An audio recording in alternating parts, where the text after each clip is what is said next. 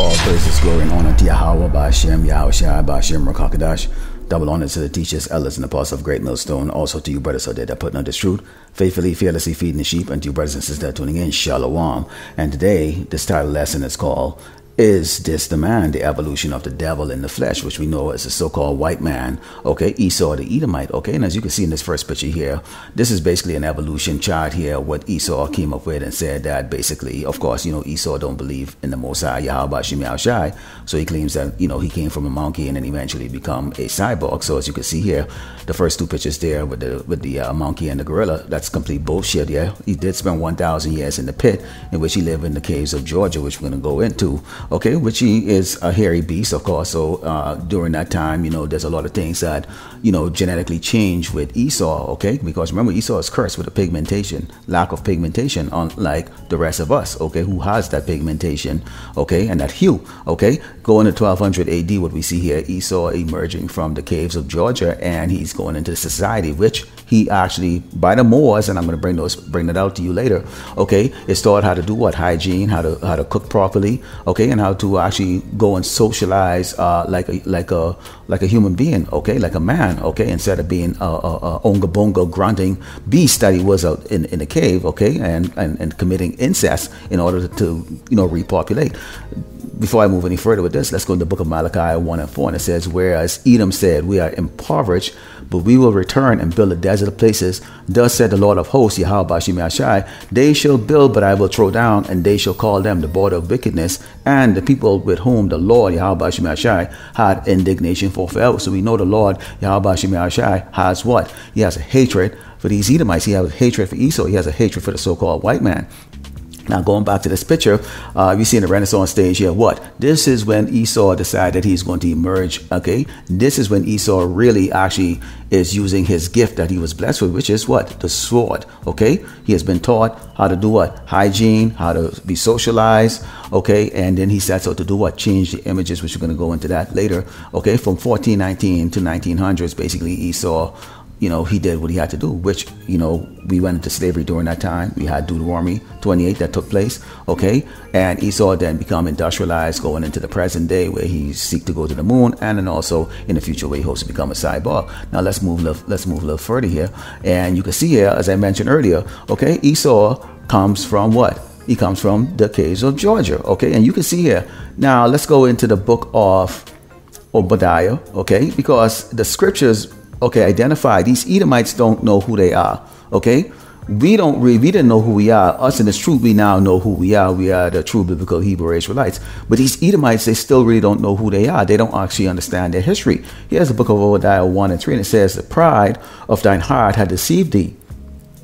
Thou that dwellest in the clefts of the rock, whose habitation is high, that said in his heart, who shall bring me down to the ground? Okay, now you take a look at this map right here. What do you see?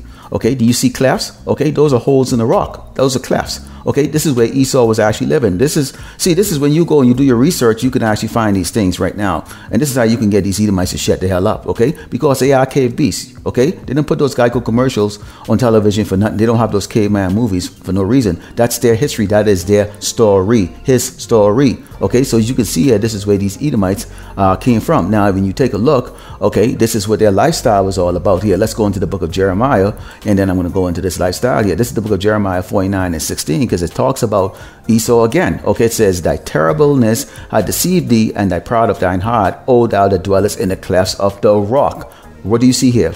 You see caves, okay, family of Edomites, okay, and this is the depiction, okay, of the Edomites dwelling in the cave. When we look at the previous picture, we saw what, where they actually dwell on the map, okay, in the Caucasus Mountain area, okay, and it says that holdest the height of the hill, though thou shouldest make thy nest as high as the eagle, which we know is a symbol of who?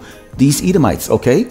This is Great Babylon America here today. They use the eagle as a symbol, okay, of their power. I will bring thee down from thence, said the Lord, Yahweh Ba'ashem Yahushai. So now you're looking at this, okay, you see these Edomites, okay, they're building fire, they're hunting these mammoths, you know, they they're using the resources of the land, okay, to live, okay. When you take a look at this other picture here, you go into picture number 4 here, okay. What do you see here? We can go into Genesis 25 and 25, okay, when we look at what Esau really is all about, okay. So this is Genesis 25, and it says, and the first came out red all over like a hairy garment, and they call his name Esau. Now you take a look at that picture on the top left up there, okay. Isn't that a hairy beast? That's a hairy man, okay, or what they were at that time. Now Esau, when you go back and look at those pictures, they would like to say that they were, people were like, Cro-Magnon, the Neanderthal and all that stuff like that. There's no such thing. And then they would put these exotic 10,000, a million years, whatever case like that. No, when actually it's only a couple hundred years. This is what Esau looked like about 755 years ago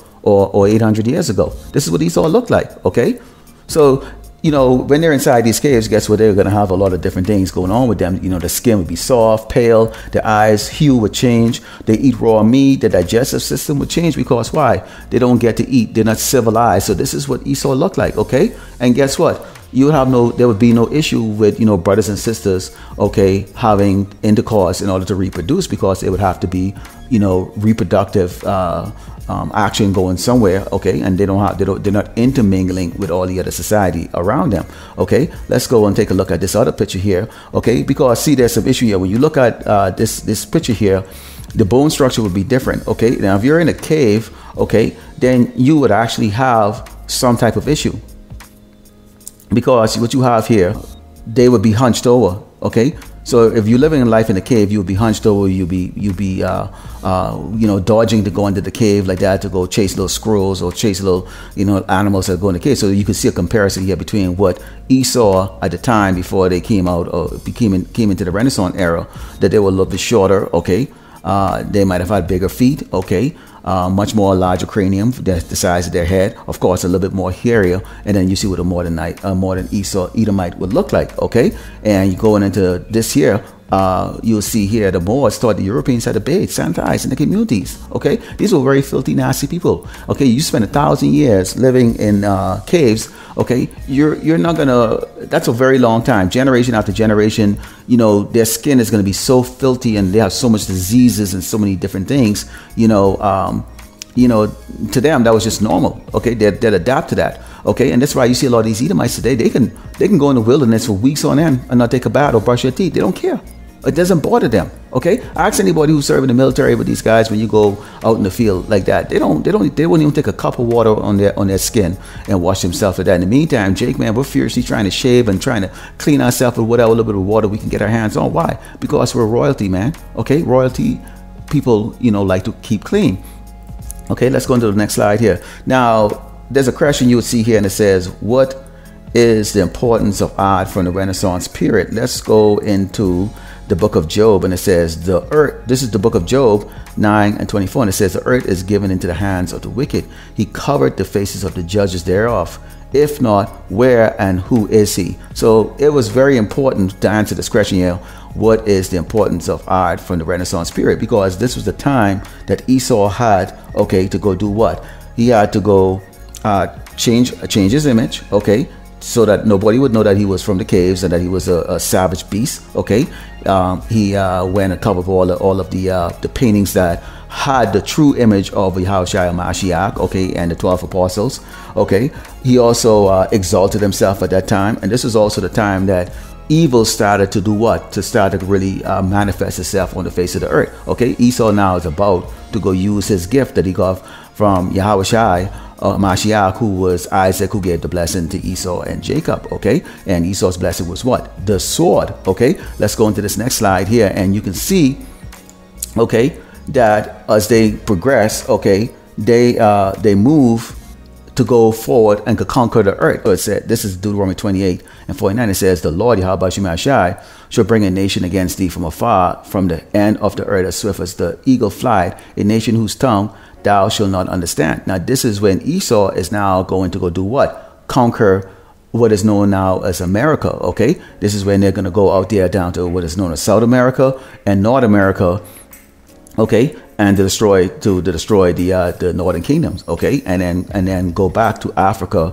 okay, where the Jews had fled, okay, to go bring us over here to go do what, to complete our judgment, which is slavery, okay. And so you can see Esau, okay, took full advantage of that. He's going to go do what he was blessed with, which is to go conquer the earth with a sword. And you go into verse 68, and it says, "And the Lord shall bring thee into Egypt again with ships, by the way whereof I spake unto thee. Thou shalt see it no more again, and they will yet be sold unto your enemies for bondsmen and bondswomen, and no man shall buy you." So guess what? These are the people that did it. Okay, these Edomites, they emerged and did that. Now, if you go into taking a look at this here, this is Esau's imagination here, and you've got to understand how this man thinks. Okay. This is the book of Psalms 49:11. It says, "The inward thoughts is that their houses shall continue forever, and their dwelling places to all generation. They call the lands after their own name," which we know all these lands are named after these Edomites. Okay. Now, you hear them talk about the world in 2050. Now, when you take a look at that, that would be what? About 28 years from now. Okay. And they expect, okay, to have these like architecture that look like that. Now, the only architecture I seen that looks similar to this is when I went to Dubai. Okay, Dubai looks a little bit like that, or, small sections of it, not too much of it. Okay, but other than that, take a look at Esau's. Take a look at it. Do you really believe in 28 years that they could turn around and they can create the world to look like that? Absolutely not. We've got starvation, pestilence, and all kinds of issues going on in the pending World War III. Okay, and great judgment come to Great Babylon, America. So it's laughable that he would think that, but this is Esau's imagination. The reality is what? This is the book of Amos 9:8, and it says, "Behold, the eyes of the Lord God are upon this sinful kingdom," which is what? Edom. Okay, Edom, the tribes of Edom, these people from Edom. Okay, the kingdom of Edom. Okay, Great Babylon, America. "And I will destroy it from the face of the earth, saving that I will not utterly destroy the house of Jacob," which is Israel. Okay, said the Lord Yahweh Bashim Yahushai. Why? Because he is the Lord of hosts. He's a man of war. Okay, and this is what he likes to do. He likes war. Now, if you take a look at Esau here, okay, Esau believes that he's going to do these cybergenics things, and he's going to change, make themselves better than what Yahweh Bashim Yahushai has created, because they have no problem bragging about this. A lot of brothers bring up the video where Esau talk about, hey, we can do better than God. We will be greater than God if we can do this and do that. So now you see today the focus has been what? To merge man with machine. Okay, this is the reason why they're going to start off with that chip, and then from there they could just be moving on to other things. Now, we don't know what kind of crazy stuff that Esau has in the lab somewhere on the ground in these caves, these underground bases like that. I mean, it'll be shocking, but one day we'll get to see those things. Okay, because we're going to go from being fishers of men to hunters of the wicked. Okay, and we're going to be coming back with those spiritual bodies, and we're going to find out all the Esau's little dirty secret he has on the ground, because the conventional soldiers that are up here to fight Esau are not what Esau is going to use to go take on Yahushua Mashiach when he returns with the heavenly army. Okay, he's not. They have some special stuff down there. Let's go and let's take a look here into this next slide here, and you can see here that Esau, okay, they're exalting themselves, okay, trying to get themselves like the Most High. This is the book of Obadiah 1:4, and it says, "Though thou exalt thyself as an eagle, and though thou set thy nest among the stars, thence will I bring thee down, said the Lord Yahweh Bashim Yahushai." Okay, what do you see here? Okay, all their movies with Star Trek and Star Wars and all these other movies they have with what? The so-called white man believe that he's going to somehow explore the galaxy, which we know that's going to be left for what? That's our inheritance to get when we go into the heavenly kingdom, okay? So you got Elon Musk, and you got this Bezos guy from Amazon, and you've got NASA, you've got these other agencies, in Japan and Russia and China that are all trying to build these spaceships. Now, we know through the spirit that what these spaceships aren't designed, okay, for the benefit of everybody on earth. These are escape pods, really, because they know the judgment that's going to come. They want to go in space and escape, okay? But they're putting up this Ponzi scheme, right? Because they've already built our imagination up to believe that at some point in time we're going to explore the galaxies and all that stuff. And that's just imaginary of this man, because this man has a great imaginary. Let's go into Revelations 1:7. This is the book of Revelations 1:7. And what we are going to see here is what really is going to take place here, because now when you take a look at this, it says Star Trek First Contact. And if you look at the top of it, what do you see there? You see that they they do what? They spoke, the first contact that they had was with the, not the Romulans, who Spark was, the Vulcans, okay? And it was a friendly contact, you know, they had already dealt with the Borg, okay? Now this was when Picard them came back in the past, and then they got them to make this happen for this first contact. However, that's the fantasy of Esau. It's going to be a friendly contact. That's what he sells to the populace. In reality, it's going to be, okay, an invasion that's going to come from Yahushua Mashiach. This is Revelations 1:7. It says, "Behold, he cometh with cloud, and every eye shall see him. They also which pierce him, and all kindreds of the earth shall wail because of him. Even so, amen." Meaning what? All the people from the past, what we know is 2,000 years ago when Yahushua Mashiach was on the earth and he was put to death, okay, are going to be reincarnated back in the flesh today to go and see what? Yahushua coming back in the clouds of heaven, okay, with the glorious, in a glorious form, and with the armies of heaven, okay, to do what? Render judgment on this wicked doggone planet, okay, on these wicked people. Okay, and what we're going to see happen, taking place here. This is the book of Isaiah 66:16. It says, "For by fire and by sword will the Lord plead with all flesh, and the slain of the Lord, Yahweh should be many." So we know what's coming here to Great Babylon, America, and all across this earth, but particularly Great Babylon, America, okay, which is the headquarters of these Edomites, okay? Okay, it's going to be nuclear explosion after nuclear explosion, turning this place into what? Into that lake of fire that we're going to see, that we see in front of us right there, okay?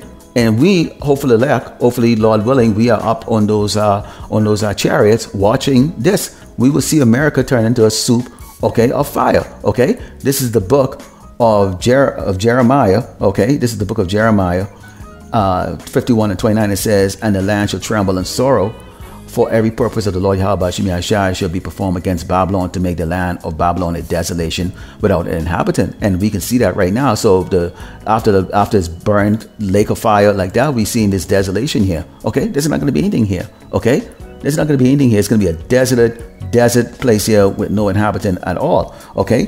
And people are going to be like, people across the earth are going to be watching in awe, okay, at the destruction of this place. Okay, you have America, okay, which is going to be the place that's known as the lake of fire, okay, which if you're not beamed up in those chariots, you're SOL, shit out of luck, okay. This is the book of Isaiah 14:2, and it says, "And the people shall take them and bring them to their place, and the house of Israel shall possess them in the land of the Lord Yahweh for servants and handmaids, and they shall take them captives who captives they were, and they shall rule over their oppressors." So what we seen happening here, after all of this destruction, okay, first contact with Yahushua Mashiach, that's what Esau wanted, because that's what he sell out here, okay, these Edomites are going to be taken up to go into what? Slavery for 1,000 years that these Edomites are going to go into slavery, okay? It's not going to be a good time for them, okay? When you take a look at the amount of Edomites, okay, starting with the elites, okay, they're going to be the ones that are going to go into slavery first. So those who are underground, remember, we were what? We are currently fishers of men. We are then going to become hunters of the wicked. And we're going to go all across this earth now, super body, okay, with the chariots, okay, or flying, okay, and scoop these doggone Edomites of the whole, chain them, and we're going to put them to do some hard labor work. And let's take a look at what those labor work is going to be. So when you take a look at it, okay, what we were instructed to do, we were given specific instruction. Revelations 18:6 says, "Reward her even as she rewarded you, and double unto her, double according to her works in the cup which she had filled, fill to her double." We know about the slavery. Hundreds of years of slavery and have nothing to show for it. Okay, the beatings, the lynchings, the hard work, and guess what? We get to sit back and watch them enjoy. So guess what? That's going to be the same thing too, except they get 1,000 years to get double what we got. They're going to be forced to keep the law. Okay, they're going to be doing a lot of planning, because after the devastation between World War III and when Yahushua returns and destroy these nations, okay, obliterate them with laser beams and fire. These trees are going to have to be, replanted. They're going to have to be nourished up again. You're going to have the construction of the kingdom, okay? And you've seen what the kingdom is described as. It's going to be a beautiful place unlike anything I've ever seen. And it's going to be huge, okay? So we're going to have billions of slaves, okay? Esau, they're going to be producing again, okay? You're going to have pollution cleaning, okay? Because it's going to be dead bodies all over the place. Dead things, dead animals, dead garbage. I mean, you cringe when you think about the amount of pollution after World War III, and when Yahushua returns, okay, and obliterate this place, okay? They're going to have to do farming for the food. Hey, no more GMOs anymore, man. It's going to be fresh food. So it's going to be fresh squeezed wine, grapes, stuff like that, animals, and the chicken weed is going to be, top notch. Okay, mineral mining. Why? Because why? The street is going to be paved with gold in our kingdom. Okay, the street's going to be paved with gold. Okay, so there's a lot of minerals that Esau have not discovered yet, and he's gonna, with billions of slaves going underneath there, digging it out like that for 1,000 years, 6 days a week. You're gonna be working. Okay, keeping the Sabbath holy. Okay, you're gonna work. You're gonna rest one day. Okay. And then on top of that, they got billions of dead bodies that they're going to be cleaned up. So as you take a look here, Esau is not going to have good jobs. He's not going to be, okay, in a house cooking food. We're not going to trust this damn devil. Okay, why? Let's go into the slide. Let's go into this next one here. When you take a look at this, okay, this is the evolution of Esau here. This is Isaiah 14 and 16. Okay, and it says. This is the book of Isaiah 14 and 16, and it says, "They that see thee shall narrowly look upon thee and consider thee, saying, Is this the man that made the earth to tremble, that did shake kingdoms?" Now take a look at this. Now, is this going to be the cases like that? I put this together because when you take a look at what Esau currently looks like, the little pretty boy with the nice hair like that, after they're going into slavery, okay, they're gonna revert back to what they really were, okay. And Esau, as you see here, by 200 years into this, okay, Esau is still gonna be rebellious and angry and proud. He's still gonna be angry, okay. 400 years in this, Esau is still gonna be angry, okay. But eventually they're gonna start to get used to it because the nations are looking at him. Remember, I read Isaiah 14 and 16 says, "They that see thee shall narrowly look upon thee and consider thee, saying, Is this the man that made the earth to tremble, that did shake kingdoms?" Our kids are gonna be like, "What? These people?" Because again, they're gonna start to go hunchback. Man, I just brought to you what the kind of work Esau is gonna be doing. Hardcore work, okay, back-breaking work, okay.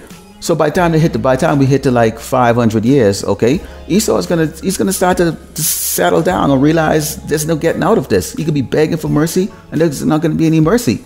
So that anger is going to go out of him, and that's going to turn more into moaning, constant moaning, show mercy, show mercy, show mercy. And basically after Esau's work has been completed, the 1,000 years, Esau is going to revert back to what he was before he got out of the Georgia cave, the Onga Bonga character, okay?